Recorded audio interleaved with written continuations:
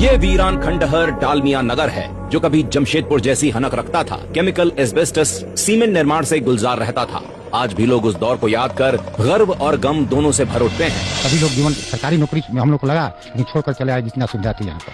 2000 से ऊपर कंपनी की ओर से क्वार्टर अलॉटमेंट था अपने श्रमिकों के लिए, जिसमें बिजली फ्री और पानी 24 घंटा दिया जाता था। जहाँ यहाँ लोग कहते थे कि टाटा का नौकरी नहीं करके डालमिया का नौकरी बहुत बेहतरीन है। इसकी पेपर की क्वालिटी इतनी अच्छी थी कि इंडिया में ही सप्लाई नहीं होता था, सीधे कनाडा इसका टोटल पेपर जाता था। पूरे पोल पर लगा हुआ था यूनिट हाई लाउड स्पीकर, जिससे सब एम्प्लॉय लोग जो भी रास्ते में चलते थे पोल के नीचे खड़ा होकर न्यूज सुनना करते। इन्हीं औद्योगिक खंडहरों में फतुहा का प्रसिद्ध विजय स्कूटर बना करता था। और हाँ, ये है कभी एशिया के सबसे बड़े चीनी मिल बनमनखी के खंडहर। सिर्फ इतने ही नहीं, पूर्णिया, दरभंगा, भागलपुर, मुजफ्फरपुर, मंढौड़ा सहित बिहार के कोने कोने में ऐसे खंडहर खड़े हैं जो कभी रोजगार और कारोबार से लहलहाते थे। लेकिन बुलंद कारोबार आखिर खंडहर कैसे बन गए? कौन है बिहार के इन उद्योगों की बर्बादी का कारण? कौन है वो गुनहगार जिसने बर्बाद किया कारोबार और छीन लिया रोजगार? तो जवाब है लालू और कांग्रेस। सबसे पहले नेहरू की माल भाड़ा नीति, जिसके अनुसार भारत में कहीं भी कारखाना हो, खनिजों के परिवहन को सब्सिडी दी जाएगी, लेकिन बने हुए माल पर यह लागू नहीं होगी।